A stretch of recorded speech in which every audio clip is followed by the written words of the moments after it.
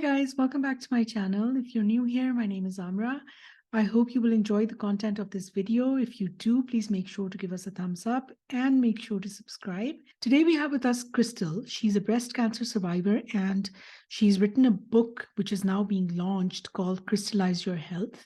So let's go and talk to her about her book. Hi, Crystal. How are you? I'm good, thanks. How about you? I'm good too, thank you. Crystal, I'm going to ask you, first of all, to tell us about your journey with breast cancer, how you healed yourself. Been in the fitness industry for close to 40 years and a trainer. So before breast cancer, I was very, pretty active, fit, eating fairly well. In 2017, I had a hip replacement in June. And then I noticed in August, September, a lump in my right armpit that wasn't on my left side. So being very aware of my body and, how I'm feeling, it wasn't hurting or anything, but it was just a lump. So I opted to go to my PA and ultimately get a biopsy, an ultrasound and a biopsy, and it was confirmed as invasive ductal carcinoma, aka breast cancer. Total shock, disbelief. It doesn't run in my family anywhere, as far as I know. And once you get that diagnosis, you ask those questions. Where did it come from? How did I get this? What did I do wrong? You're constantly backtracking and backpedaling, trying to figure out where it came from and how you got it. Of course, you're angry, you're upset, you go through all those emotions of finding out, as you know, when you get a chronic illness or some type of disease. Then I of course had to go to an oncologist and kind of get my game plan. I went through chemotherapy, radiation, and this was all during 2018. And once going through the treatments, I figured, okay, I'm going to lose my hair. I'm going to be going through these emotions, these feelings, these symptoms. But once I'm done, how can I heal? How can I focus on taking that next step beyond the fitness level that I was at to help me heal and not get sick again? Again, during this time of treatments, being, a fitness person that I am, I tried to focus on using meditation, yoga, even if it was just 5 minutes a day, just some type of movement, going to the gym and walking on the treadmill, lifting light weights. So I kept what I was normally doing in my daily plan if I felt up to it, which I feel is very important if you can, Right. to help you feel better. So again, once I got through all my treatments, I decided to look into more holistic healing. I really love Ayurveda, as it is a sister to yoga, as you probably know. Right. And so looking at Ayurvedic practices and principles, and then following the holistic plan of trying to eat better. What food, we know sugar feeds cancer. Okay, I'm going to cut sugar out. I'm not much of a drinker, so alcohol wasn't really a problem there. Just trying to find ways to, excuse me, to feed myself, to nourish myself in more healthy ways. And again, moving every day, again, keeping my yoga, trying to increase my time of movement. And then the emotional component really didn't come into play until a little bit later, to be honest. After I went through my breast cancer journey, then I had another hip replacement. So I've had both of them done. And then I decided to work with a coach to kind of figure out my business end of things. Like why am I externally looking for happiness all the time? Why am I always looking outside myself I was never happy. And of course, my husband was like, well, why are you not happy? If you don't understand when you're in that place, especially when you have a disease, then if you're not experiencing it, you don't understand what I'm trying to communicate. Right. Does that make sense? Yeah. So I decided to hire, it was a friend of mine in the fitness industry that actually moved out of that and was coaching women, entrepreneurs, to be empowered, to be inspired. Okay. And so I connected with her and just through a free challenge and just started kind of like jumping into different areas of how I can help myself move, past this fitness place of comfort, which I've been doing for so long, and changing jobs all the time, to just try to to be my own boss, to work for me, to do something I'm passionate about, something that inspires me. So that's where it came into play, where I wanted to work with women over 40. And I've changed this direction a little bit as I've started this. Right. So I wanted to help other women kind of, realize with fitness at first and then nutrition, how to eat better, how to move so you feel better every day. And then it took a direction of nourishing all places of well-being. So then I started to look at the physical part, the mental part, which is a huge component, emotions, social and spiritually, and then keeping that movement component in there, and then really focusing on the emotion component of alchemy. So how do you process your emotions? During this time, also in October 2020, I lost my mother with congestive Oh, I'm heart so failure. sorry. Thank you. So with that, then we kind of stopped coaching, and Jen's like, well, I'm not a therapist. I think you need to move through this first. So that's when Okay. I sought out a therapist to help me process everything, which I'd never done before. In my book, I talk about two tragic losses. I lost my father at age 2. I lost my half sister at age 22. And we've never processed any of this grief in our family. I grew up in a very drama driven step family environment, Right. Right. a dynamic. So once I started talking to this therapist about me and looking for this happiness and why am I always struggling, and these types of things came up, like, oh, this happened, I never addressed this. Hmm. So that's when I really started to dive into the emotion component and I honestly feel that all my emotional stuffing over the years, throughout my whole childhood and adulthood earlier, contributed to my manifestation of cancer in my body. So that is pretty much, I mean, I just turned 60 on the 3rd. So this whole process, started for me in the last 10 years, being diagnosed and going through this process of emotional growth, I'll say, and Hmm. development of how to look at your emotions in a different way. So I do not get sick again. That was my bottom line. I'm like, I just want to get So, healthy. I want to heal so I don't get sick again. right. So you are saying that your emotions have a huge impact on your health. I agree. Yes, definitely. I Okay. totally agree with that. Okay. Yeah. So I go ahead. I was just going to say, do you think that, is it true that women struggle more with chronic illnesses, especially autoimmune diseases? Because I've heard that a lot, that women suffer more. So why do you think that is? I think that women definitely suffer more because we're the caretaker. We take on all these roles in our lives as a mother, as a wife, as a sister, grandmother, etc. And we are placed into that ego masculine place, Mhm. I think at a very young age, and we lose our femininity.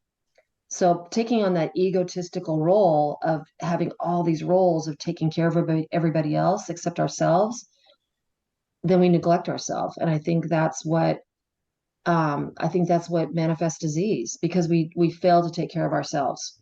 Oh, I'll get that massage next month. Oh, I'll do that chiropractic adjustment. You always put your kids first, before yourself.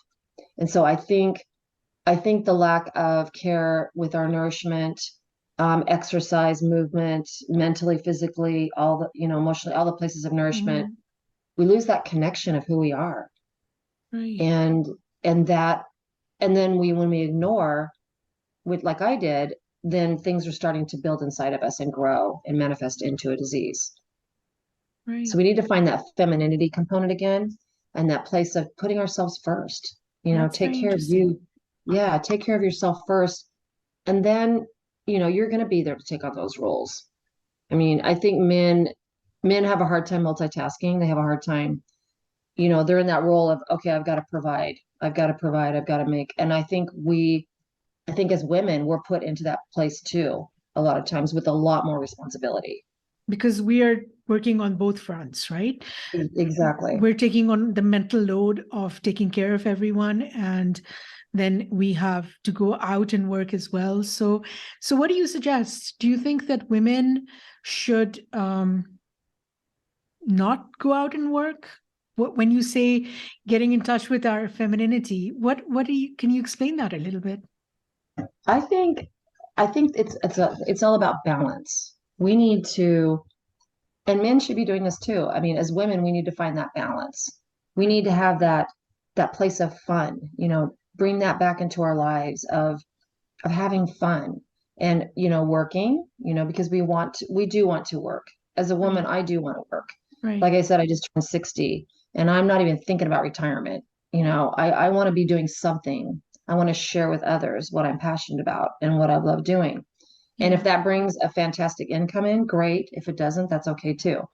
So again, it's all about balance, balancing the fun and the work so you can have that place of equilibrium, of that place of being. That's another thing that I've realized with myself is instead of always reacting and looking ahead at what I need to be doing and where I need to be going, I just flow. Like I just be present in my moment.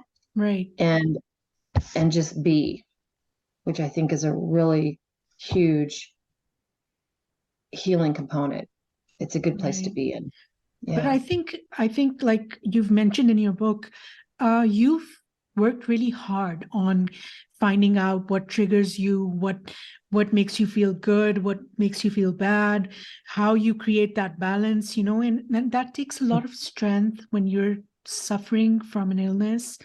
And it takes a lot of perseverance. It takes a lot out of you just to figure things out and try to heal yourself, and sometimes you're not even in that state of mind where you can do that. And then there are people who are trying to do that, but they just keep failing at it. So what would you say to someone who is trying really hard to heal themselves or to help themselves heal? What would you say to someone like that who feels like they're failing? Right. And, fortunate for me, I'm disease free. And I know with Congratulations. lupus, for example, that you live with that every day. You can't get Yes. rid of it. You Yes. have to, you have to learn how to live with it and feel better and realize that vitality that you want.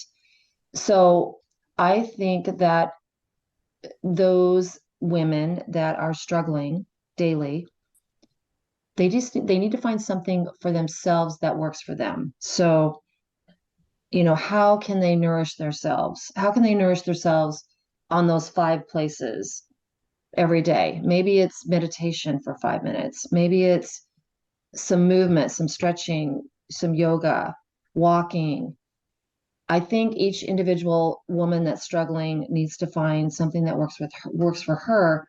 And obviously through the help of someone that practices wellness can help them find the perfect unique plan for them. Right. Yeah. And then again, journaling, like if they're dealing with those emotions, getting them out of their head, putting it on paper. Deep Right. breathing is another one that I also incorporated in my book as an exercise. So yeah, I think it's just an individual plan that needs to be created um, with that compassion in mind of how they're feeling. Okay, so because one day you might feel worse than you do another day. You could Absolutely. probably attest to that, Right. right? Right. So yeah, I think it's just a unique plan that needs to be created for that individual on a And daily basis. and Yeah, perhaps, getting help is a good idea. If one is not able to do it oneself, if you're not able to get yourself through this or to, think straight about these things, maybe it's a good idea to get help from someone who is a professional, who is I there to agree. do these things, right? I agree. Um, right. Can you tell us more about your book, about how you came about Sure. writing your book and what it's really about? So last winter, I did a free workshop on female chronic illness, alchemizing your emotions. And I interviewed 15 individuals, women, and I had one man in the middle of all of it. And Okay. one man, because I love EFT tapping, so emotional um, frequency technique Okay. for your emotions. So that's why I decided to put Brad in there. So I took all these interviews and I wanted to create a book. So this was like a little seed that I planted a year ago. And it in starting the book, of course, I wanted to share my own personal experience. So I shared a brief intro about how I found breast cancer, what I think contributed to it. I love crystals. I mean, I don't have a lot of huge background in them, but so I just kind of started with them. But every time I go somewhere, I buy crystal. I don't know if you can see the shelf behind me, but I've got I a bunch. can. Yes. I brought them with me because we're in Arizona right now. So we winter here for 3 months and then we go back to North Dakota. So I packed them all and brought them. And then of course I buy new ones all the time. So I incorporated the crystal component because Crystalise Your Health, when you're crystallizing something, you're taking something that's raw, that's kind of unknown and undefined, and you're solidifying it. So Mhm. that's what I wanted to thread through about with the crystals and how they have a healing component of taking the illness that you and I have, and how can we take that mass and crystallize it into a game plan to help you heal. So that's where that thread came from with Right. Crystallize Your Health. So I talk about crystals a little bit, talk about how, as a child, I would be picking up rocks all the time or different types of stones and adorning my room with them. And then I always loved turquoise and abalone, and I would always buy jewelry. Like I grew up in the 70s, so turquoise was a pretty big thing. Right. And so not realizing all these stones, mother of pearl that I loved and wore all the time actually helped your emotions. Like they help the energy move through you with, whatever you're dealing with. Each crystal, of course, has a huge, there's so much depth you can go into, but Right. each crystal holds a healing component, and one crystal can help with numerous things, ailments, things like that. So by holding them, by maybe, you know, using words of affirmation, prayers, chanting, things like that, they provide an energy that moves through your body, which I believe can help you heal. Maybe It's not a fully, but positive energy. it totally. Right. And so then I went into the interviews. I edited and copyrighted all my interviews, and I kind of had conversations throughout the book, and of course used my questions from my workshop as my outline. And again, took the pieces that I felt were relevant for the book, and the interviews kind of flow that way. And I took the crystals and I looked at each person's content and what they shared with me, and I wanted to put a crystal with each one of them, so I did. So I picked a crystal that resonated with me based upon who they are, what they do, and what they've been through. And then I kind of, That's great. defined. Yeah, it was. I'm surprised that I mean, that wasn't even the intention before, but things just kind of flowed as I started moving through this book and formulating a title and all the things. And then after each one, and then I put each of those interviews, I only had 13 actually. Two of them opted out of it due to other business directions. But Okay. so after each one, I put each of them under my pillars of healing, which are nourishment, movement, and alchemy. And then I shared what I knew about nourishment before, and then what did I learn from these interviews. That's And great. then I followed through with those pillars. And then I put, because I love to do little exercises. So after each chapter, I've incorporated, or after each section or part, I incorporated a little exercise, For the reader. Right. coloring. Yeah. Right. And then I concluded with, everything that I've learned from, having conversations with these women and with Bradley, and how that the importance of focusing on your nourishment and your movement and how to process those emotions. Those are important components in helping you heal in whatever capacity that is for you, Right. and to feel better every day, and to realize that vitality, and That's to learn what's to really important. Yes. To yeah, feel and to good love every day. yourself. That's one thing I learned by moving through all these things, is loving me. Everything comes within. It's not out there. That's not going to bring me happiness. It's in here. It has to come from within. Right. Oh, totally. Yeah. Yeah.